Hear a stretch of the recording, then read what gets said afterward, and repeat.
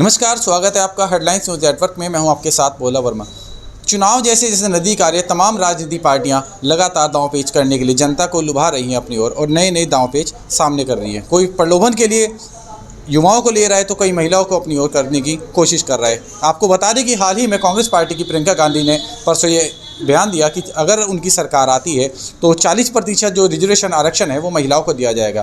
कल उसके बाद एक और उनका बड़ा बयान आया जिसमें उन्होंने कहा कि अगर उनकी सरकार 2022 में भारी मतों से आती है, उसके समर्थन के साथ आती है, तो महिलाओं को, जो लड़कियां हैं जो ग्रेजुएशन अब की बार पास करेंगी, उनको इलेक्ट्रिक स्कूटी दी जाएगी। साथ ही 12वीं पास आउट करने वाली लड़कियों को स्मार्टफोन दिया जाएगा, जो कि शिक्षा के क्षेत्र में बहुत ही ज़्यादा बेहतर माना जा रहा है। इसी बीच हमारे साथ मौजूद हैं कुछ लड़कियां, इनसे जानकारी लेते हैं कि इसकी बात को, प्रियंका गांधी की बात को कैसे देखते हैं। क्या नाम है मैम आपका?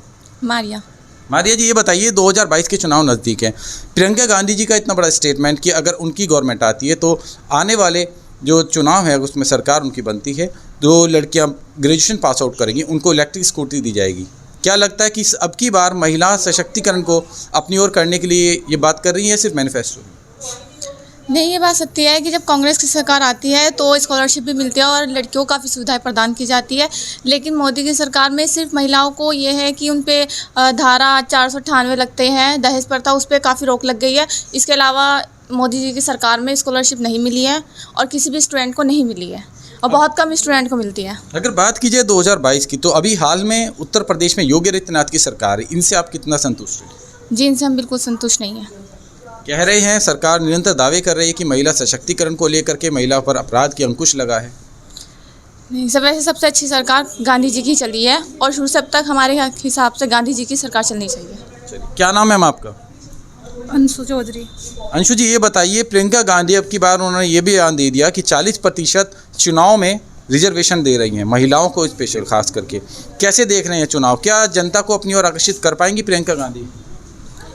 आकर्षित ही कर सकती है, पर कार्य तो मुश्किल करेगी कुछ भी। 10 साल पहले भी रह के गई है, क्या किया है उसने, किसके लिए क्या किया है, बता दीजिए आप ही हमें। कह रही हैं कि जो लड़कियां स्नातक पास करेंगी उनके लिए इलेक्ट्रिक स्कूटी दे रही हैं।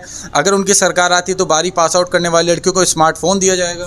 मैं बताऊं, समाजवादी पार्टी ने भी, सीएम अखिलेश यादव रह के गए हैं, उन्होंने कहा था कि वे लैपटॉप देंगे बच्चों को। कुछ बच्चे पास हुए, मैं खुद 85% मार्क्स से पास हुई हूँ, पर मुझे वहाँ जाके एक तरफ खड़ा कर दिया गया और ऐसी कैटेगरी होती है ना जो अल्पसंख्यक वाले, उन्हें आगे कर दिया गया था। तो मैं तो नहीं मानती कि कोई कुछ देगा।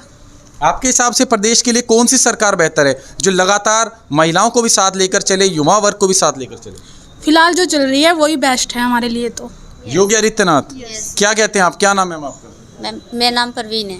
परवीन जी, ये बताइए 2022 में लगातार तमाम राजनीतिक पार्टियां इतने बड़े बड़े बयान दे रही हैं कि महिलाओं के सशक्तिकरण के लिए, चाहे महिलाओं के उत्थान के लिए, क्या लग रहा है कि प्रदेश में ये बात सच हो पाएगी? नहीं, ये तो अपनी ओर आकर्षित करना है एक लड़कियों को कि ये सब चीज़ें दे करके। Yogi Adityanath is best. Congress party Priyanka Gandhi अगर मुख्यमंत्री बनती है, क्या आपको नहीं लगता कि महिला को जो सम्मान है वो और बेहतर मिलेगा? नहीं, वैसे तो अब तक काफ़ी बेहतर मिल रहा है सम्मान, उसके बारे में नहीं कह सकते हैं। योगी आदित्यनाथ बेस्ट है। नहीं लगता कि प्रदेश में कांग्रेस पार्टी प्रियंका गांधी अपनी जगह बना पाएंगी? नहीं, बिल्कुल नहीं। पीछे एक और बहन है, उनसे पता करेंगे। मैम इधर आइए, क्या नाम है आपका? चलिए, कैसे लग रहा है कि प्रियंका गांधी का जो बयान है ये सच में साबित होगा? क्या महिलाएं उनकी ओर इस बयान के बाद आकर्षित होंगी? मुश्किल है। तो अच्छा, एक चीज़ आपसे और पूछेंगे, प्रदेश में मायावती की भी सरकार रही है, वो भी महिला मुख्यमंत्री रही हैं, तो क्या उनके समय में, कार्यकाल में, किस प्रकार से महिला सुरक्षित थी या नहीं थी? हाँ जी, उनके इसमें समय में महिला बहुत सुरक्षित थी। क्या ऐसा नहीं लगता कि दोबारा अब की बार कांग्रेस पार्टी को एक बार मौका देना चाहिए? प्रदेश में तमाम राजनीतिक पार्टी अपना कार्य कर चुकी हैं, समाजवादी पार्टी की बात करें, चाहे बसपा की बात करें। देना चाहिए, अगर वो अच्छा करते हैं लड़कियों के लिए, वैसे सभी के लिए होना चाहिए, तो मौका मिलना चाहिए। ऐसा नहीं है कि नहीं मिलना चाहिए। तो ऐसा नहीं लगता कि अब की बार कांग्रेस पार्टी का जो बयान है ये कहीं ना कहीं कारगर साबित होगा?